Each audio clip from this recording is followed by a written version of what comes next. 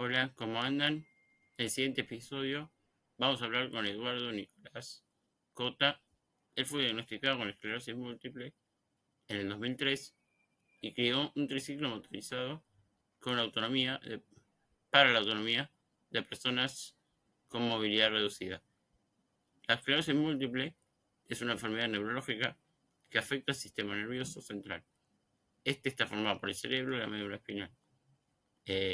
En realidad lo que sucede es que el sistema inmunitario que debe proteger al cuerpo, en este caso ataca las células nerviosas.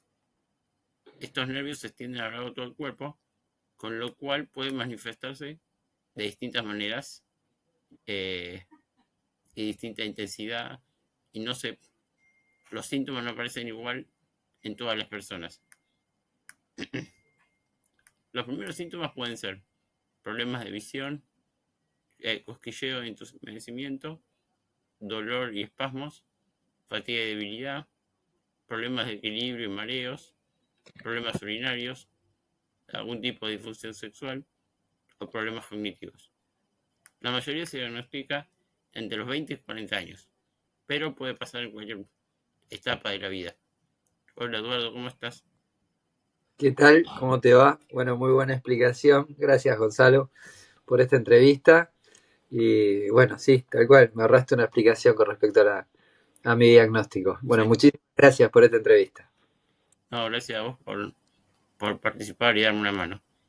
Y bueno, para empezar quería que me cuentes un poco sobre vos. Bueno, sí, vos ya lo dijiste, efectivamente mi diagnóstico de esta esclerosis fue a los 24 años. Eh, Empezó con una leve renguera y cuando iba caminando a tomar el subte ya había algunas complicaciones que no se entendían bien por qué. Yo pensé que estaban relacionadas a una complicación producto de exceso de actividad física cuando era chico o alguna lesión. Cuando me hice la resonancia, ahí salió en la resonancia magnética que faltaba mielina, que es eso que recubre Ah, las neuronas. sí, sí. Y estaba nervioso, bueno, me faltaba mielina en el coxis, en la última vaina de la columna. Y que había presuntivamente un diagnóstico de esclerosis. Y ahí, bueno, hicimos una punción lumbar y ahí comenzó todo el derrotero del diagnóstico y los tratamientos allá por el año 2005. Eh, bueno, tuve el diagnóstico, hice algunos tratamientos y después se frenó. Por ahora no hubo mayores implicancias con respecto, en aquel momento tenía problemas en la marcha. Ya Sí. de esto 20 años y una infección hace 5 años atrás en un pie, me generó una espasticidad muy alta y quedé en silla de ruedas.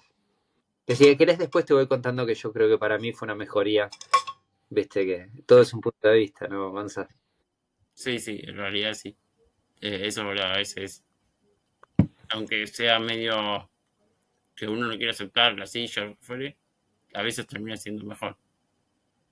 Y sí, sí, sí, sí, si querés y me dejas explayarme un poco, Sí, sí, adelante. para mí fue mucho mejor porque yo tenía trastornos en la marcha desde iban progresando y generaban situaciones de riesgo. Yo conozco en aquel momento, hace 23 años ya, a mi actual compañera de vida, Vane, Sí, que yo trabajo en la justicia hace 25 años. Y cuando iba a tomar el subte, me acuerdo que vivía por la zona de Flores, no sé si conocés, por Plaza de los Virreyes, sí, y ya vivíamos juntos con mi actual compañera. Y íbamos caminando, me acompañaba a tomar el subte para ir al trabajo, y ya como la 10ª o 11ª cuadra, empezaba a tener una leve renguera.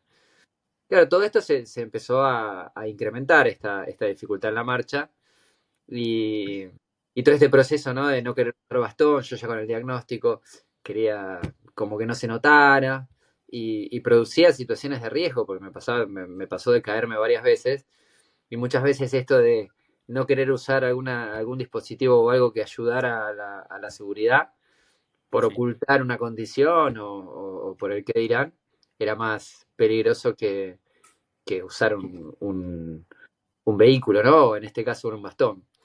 Eh, bueno, así pasó que cuando tuve la infección, yo ya ahí estaba usando bastón porque tenía la movilidad bastante reducida. sí, Y, Cuando pasé a la silla de ruedas, en mi caso, yo siento que fue una mejoría porque me permitió trasladarme muchísimo más lejos. Antes caminaba 2 cuadras y ya no aguantaba más. Y con la silla de ruedas hoy por hoy me puedo manejar por todos lados. Sí, Claro, en el medio me pasó que con Pane nos mudamos al campo, tuvimos familia y claro, cuando quedó en silla de ruedas y el campo, ahí aparecieron estas cosas. Pero para mí, como vos decís, Gonza, para mí la silla de ruedas a mí me cambió positivamente la vida. Si no, no tendría forma de trasladarme de manera independiente. claro, sí, sí. Sí, sí, eso es así, pero bueno, no es sencillo el proceso. Eh, No, fue todo un proceso, tal cual. Nada de sencillo, ¿no? y este proceso, eh, cómo impactó psicológicamente o emocionalmente en vos? ¿O cómo fue el Eh, proceso de adaptación a esta de nueva realidad? ruedas o del diagnóstico. Y ambas en realidad, pero sí, después del diagnóstico, esto que vos estabas contando, como también cómo te afectó, o el diagnóstico, como vos quieras. Y el diagnóstico, yo tenía 24 años. Ahí entendí que habían algunas cosas que me habían pasado antes. Yo siempre hago mucho deporte. Ya de chico, cuando tenía 15, 16 y 17 años, había algunas situaciones que me pasaba que jugaba la pelota y tal vez en alguna situación de gol me agarraba como pie quino, se llama, se me trababa el pie. Ajá, No lo había entendido, no le había prestado atención. Claro, cuando tuve el diagnóstico ahí entendí que era eso, ¿no? Había un movimiento involuntario producido propio de la esclerosis. sí. Eh, y lo terminé de entender. Realmente el diagnóstico fue por un lado positivo, porque terminé de entender qué era lo que estaba pasando, porque en aquel momento para mí es psicológico, es un trauma de la infancia, ¿por qué me pasa esto? Es una cuestión muscular, o no sabía qué era. Entonces terminó de resolverme algo que tenía confundido. Y por el otro lado fue complejo porque, claro, el empezar a saber qué es lo que es la esclerosis múltiple y lo que podía llegar a pasar y todo lo que pasa, ¿no? Cuando empezás a pensar Ujú, que hay un diagnóstico de una enfermedad, llevarlo al lado positivo fue difícil, sinceramente, al sí, principio. Pero me solucionó por una parte saber qué era y por el otro lado, bueno, me abrió el mundo este en el cual estoy inmerso desde hace 20 años, que es el de la discapacidad. Este colectivo tan heterogéneo sí, y amplio como es el de la discapacidad. sí, sí. Sí, esa pregunta va a ir un poco más adelante. Ahí No me va. quiero anticipar, pero bueno, pero en tu caso, además de problemas de la marcha, ¿tenés algún otros síntomas? Bueno, yo tengo una marcha muy reducida, camino con andador, opto por moverme con la silla de ruedas porque prefiero realmente la seguridad. Ujú, Siempre digo que hay una sobrevaloración de la marcha. sí, Eh, Realmente, lo importante es a dónde queremos ir. Cómo, realmente secundario. Lo importante es qué es lo que queremos hacer. Y em, en ese sentido, yo la verdad es que uso las silla de ruedas para trasladarme para todos lados. Y bueno, eso. Me afectó en la marcha, particularmente. Mi marcha es reducida. Lo que hago es todos los días voy al club. Camino en la pileta y a para ver, mantener el estado, viste, es importante, hay que moverse. Y aparte, no solo por una cuestión física, sino por una cuestión mental. Si no, viste que estamos pensando todo el tiempo y eso a veces hace mal. Y después en otras cuestiones físicas, no. Por ahora no camino nomás. claro, Eh, Después, bueno, calculo que, no sé, estoy viendo medio mal, pero eso porque ya tengo 45 años. Ya me dijo la oftalmóloga que es propio de la edad. La esclerosis no tiene nada que ver en este caso. claro. Así que no. Pues cerramos ahí por ahora. Espero que no. Las resonancias y todos los estudios me dicen que está todo bastante frenado. ¿Y la enfermedad es progresiva en algún punto? Y bueno, la progresión tiene que ver mucho con la actividad. Es como todo. Si uno se queda quieto con esclerosis o no, el cuerpo se va se va deteriorando. Tiene mucho que ver con la actividad. Esto es una enfermedad, se le dice la enfermedad de las 1000 caras. no todos los que tenemos el mismo diagnóstico, digo, los que tenemos esclerosis tenemos la misma afección. Pensá que las manchas en el sistema nervioso pueden ir desde alguna parte del cerebro hasta cualquier lado de la columna vertebral. Entonces, no hay un diagnóstico, no hay una condición igual a la otra. Hay un muchacho muy conocido que se llama Runner Cohen, no sé si lo conoces, No. que también tiene esclerosis múltiple, que él corre y siempre se hace videos corriendo. Y también tiene esclerosis múltiple. Y después hay otros que tienen esclerosis múltiple que apenas mueven una mano. Sí. En esto, yo soy de la opción, digo, mientras estemos del otro lado del cajón, hay que disfrutar de la vida. Sí, a mí me llamó la atención cuando investigaba sobre esta patología, eso, que difiere mucho entre uno y otra persona. Sí, sí, sí. No se puede. En este caso realmente es muy difícil de, de unificar. No, no, no, uno es diferente al otro. No, Claro. no se puede generalizar. Bueno, y hablando un poco de tu trabajo, que dijiste que trabajas en el Poder Judicial, ¿cambió tu trabajo luego del diagnóstico? ¿Cambió tu forma de trabajar? Bueno, a mí me atravesó. Yo egreso del colegio secundario, fui al Nacional, egresé del ILSE, no sé si conoces de colegios. Sí. Bueno, en un colegio, viste que teníamos mucha actividad, bueno, la vuelta olímpica, movilizaciones, siempre colegios muy activos. Sí. Y, y de ahí venía, siempre con actividad de plazas y movilizaciones y diferentes intervenciones, en algunos casos desde la política, desde lo artístico, desde lo cultural, siempre colegios muy activos. Y, y dentro de esa actividad, cuando egreso al colegio, empiezo a estudiar abogacía. Yo ya, una vez egresado al colegio secundario, trabajo 2 años meritorio, no sé si sabes lo que es meritorio. En aquel momento No. existía. Meritorio es cuando los juzgados tienen una cantidad de personal que cobra, básicamente, ¿no? Nombrado. Sí. Entonces, muchas veces para entrar lo que se hacía es, uno trabaja gratis hasta que se produce la vacante, cuando se va a ese cargo, lo ocupa el que estuvo trabajando gratis. Ah, ok. Es una manera de entrar. Sí. Yo empiezo a trabajar como meritorio, 2 años en la justicia federal, en Comodoro Pi, y hasta ese momento no tenía ninguna problemática, la marcha no me traía ningún trastorno. Sí. 2000 entro a trabajar, ya ahí se produce una vacante y entro nombrado a trabajar en el Poder Judicial. Una vez nombrado en el Poder Judicial, bueno, pasó lo del 2001, ahí hubieron un montón de situaciones muy, muy conflictivas.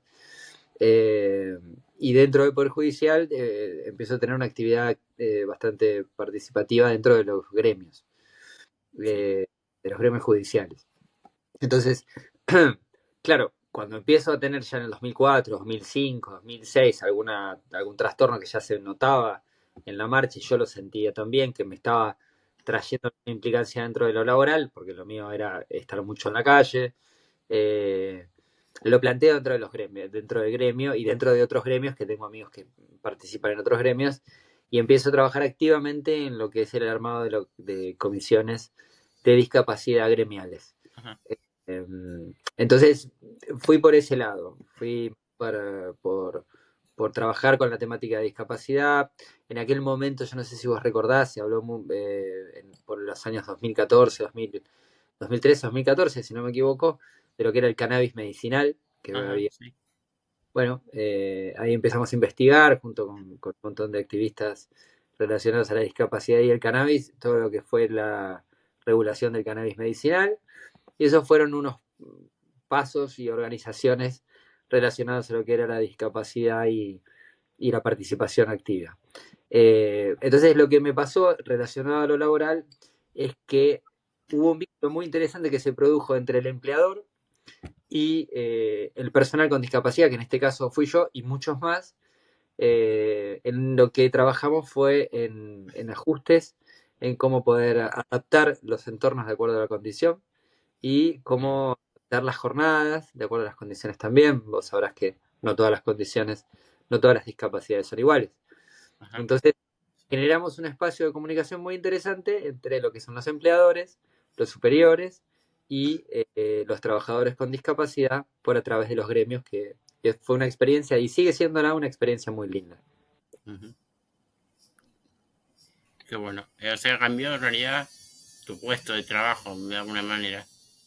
No, no, no cambió, seguí siendo Ah, lo mismo, seguí ok. siendo lo mismo, lo que sí, eh, dentro de lo que fue los convenios laborales que se firmaron por intermedio de los gremios, se agregaron determinadas cláusulas Ah, para garantizar determinadas condiciones.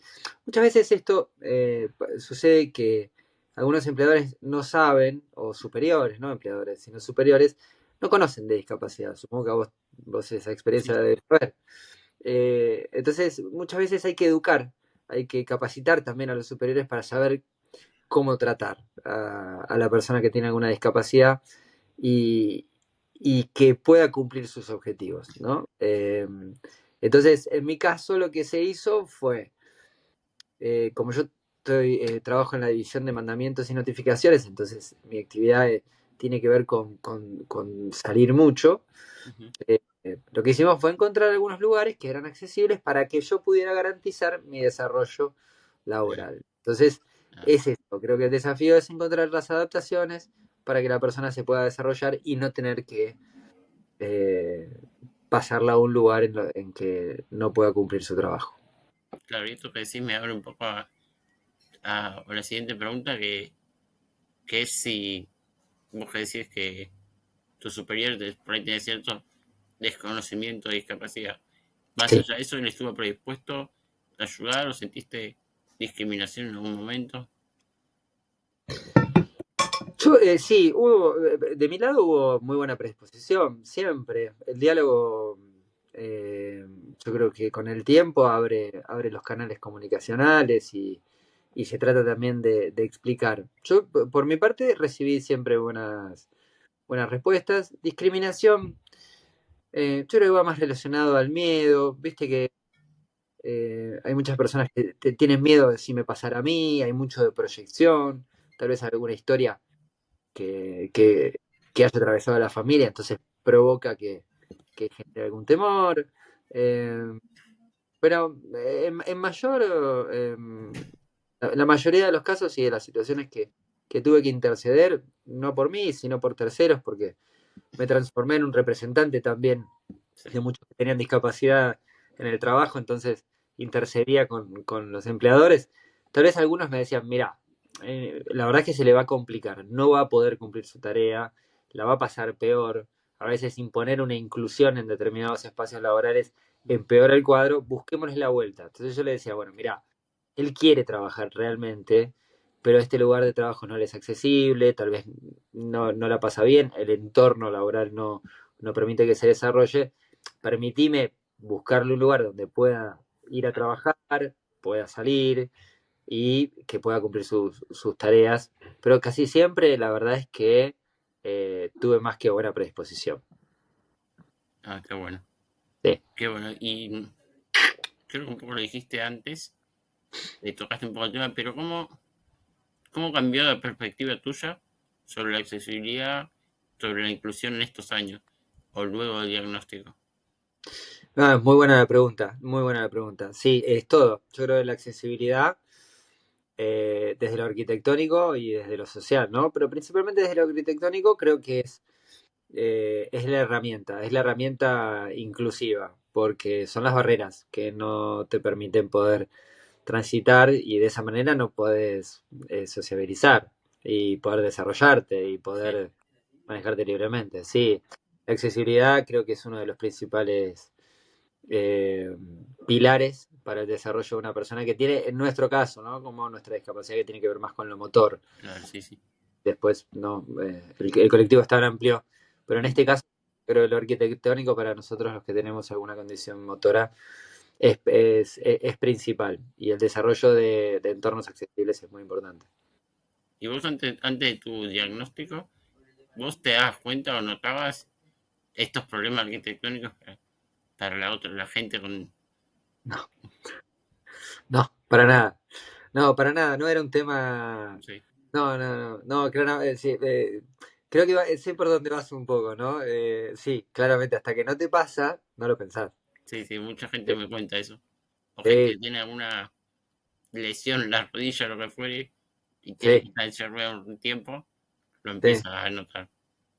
sí. Bueno, yo cuando hablo cuando charlo con algunas madres y demás, lo que me cuentan me dicen, claro, el cochecito de bebé, ahí aparece, ¿viste? Claro, también es El verdad. cochecito de bebé, se ah, claro. Entonces apelo como a buscar canales que lo triangulen por ahí, como diciendo, bueno, vos imagínate, si con un cochecito de bebé no podés andar, imagínate una silla de ruedas. Entonces ahí ya entra como un seteo de lo importante de la accesibilidad, ¿no? Porque hay algo parecido, ¿viste? Un bebé es una persona que necesita Y sí, eh, el cochecito. está Pero sí, bien pensado la idea, claro, para que lo noten. sí, copia, copia.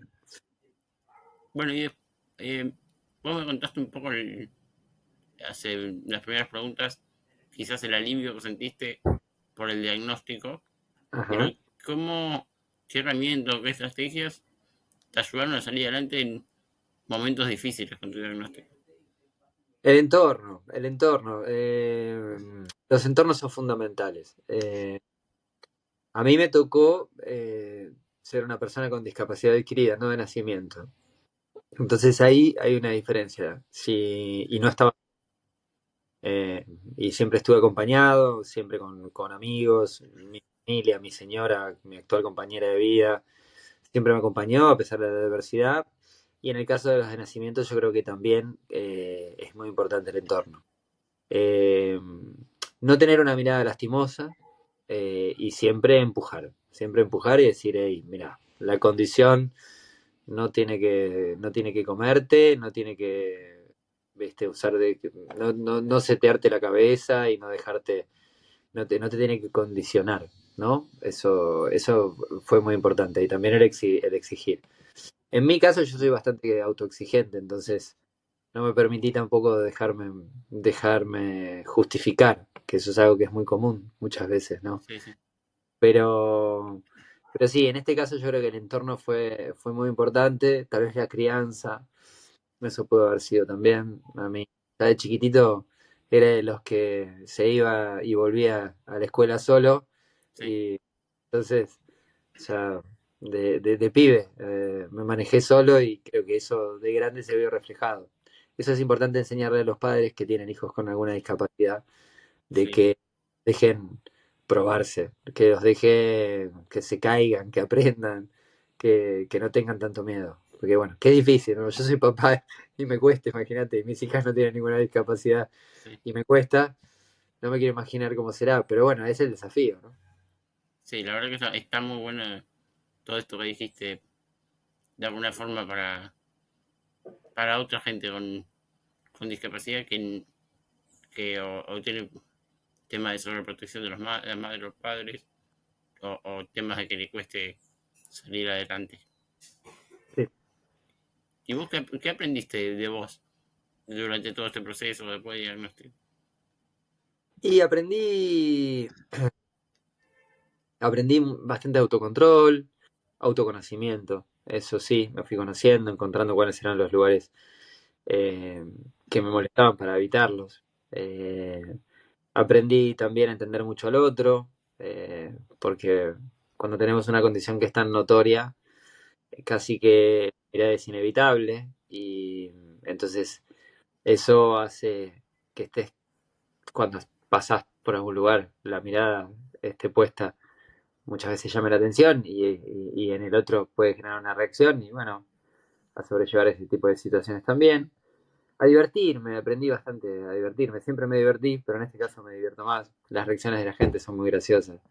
Cada relación, te juntan ropa, te felicitan, ejemplo de vida.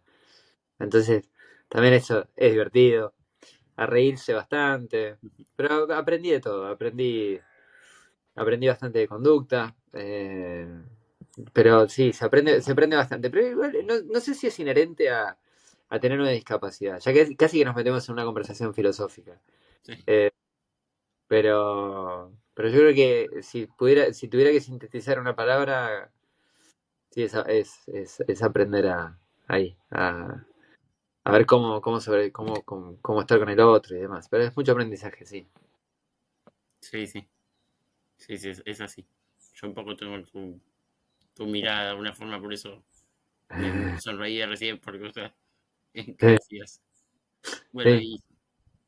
y vos, digamos, te sentiste como una situación de duelo, de frustración, eh, cuando te diste cuenta de algunas cosas que hacías antes no lo ibas a poder volver a hacer. Eh, Transité esos estadios porque yo tengo dos hijas. Ahora tengo una que tiene 15 años, que conoció al papá caminando más o menos bien, Ah, eh, y, claro. y vio el que dejara de caminar. Y después tengo otra hija de 9 que vio poquito del padre que caminaba bastante mal. Y después recuerdo que tiene es el papá en silla de ruedas. Eh, la primera, la más grande, la que tiene el 15, Juli, vivió eso del padre que caminaba y el padre que no caminaba. Tienen su recuerdo del que caminaba. Y, y cuando caminaba en su crecimiento, yo algunas cosas podía hacer. Ya me pasaba que me perdía gran parte de la participación con la mayor, porque, no sé, reuniones de padres cuando iba al jardín. Ujú. El auto a 3 cuadras, para mí era caminar un montón, entonces no iba a la Ah, reunión. claro. Entonces, tal vez desde el lado de ella, en el recuerdo, es bueno, yo caminaba en su imaginario, tal vez se imagina que conmigo hacía mucho más que caminando. La realidad es que yo lo veo desde este lado ahora y digo, si hubiera usado una silla de ruedas en aquel momento hubiera podido participar de la reunión de padres. Pero bueno, en ese caso, yo creo que me benefició más esto de poder andar de más y me generó más participación. Sí, me pasó que cuando quedo en silla, ahí aparece un poco esto del triciclo. Al vivir en el campo, hay cosas que me perdí. Pero eso Sí, te lo dejo para que después vos me preguntes. Pero sí, dale. frustración, no me frustré, no, creo que no. Hice todo y intento hacer todo hay cosas que no se van a poder hacer, pero como todos, ¿eh? Sí, claro. Esto no tiene que ver con una cuestión de discapacidad. Hay gente que, no sé, no se anima a hacer este Zoom o esta entrevista porque tiene vergüenza y no tiene ninguna discapacidad. O sea, tu mayor, digamos, problema, de una forma, fue por el tema de tus hijas, que de perderte algunas cuestiones. Sí, sí, bien ahí. Sí, muchas veces hubieron situaciones de enojo como, ahí esto no puedo, no estoy presente. Claro. Me hubiera gustado estar, pero es una ucronía, ¿viste? Es como, ¿qué hubiera pasado si estaba? No sé qué hubiera pasado. Las cosas son, yo pienso más a futuro, aprendemos del pasado y a seguir adelante. No, sí, me enojé alguna vez. Eh, a ver, alguna anécdota de enojo por no haber podido hacer algo. Mira, sí, una época cuando ya caminaba bastante más. En casa tenemos una pileta, ¿no? Ajá. Y de casa a la pileta hay unos metros. Entonces, cuando caminaba, me pasaba que claro, en el afán de querer ayudar, le decía a mi señora, le digo, no, deja que yo voy a buscar el termo. En aquel momento no usábamos estos termos. Y llevaba los termos que tenían adentro, viste, el tubo de vidrio. Entonces, caminando, me acuerdo que hubo una vez que en un mes rompí 13 termos, porque me tropezaba y me caía y se rompían los termos. Yo, otra vez, me enojaba conmigo. Y mi señora se reía y me decía, ¿para qué te metes a hacer algo que sabes que te puede pasar? Ese verano me enojé con los termos, pero después no. Tres de las veces le busqué la vuelta.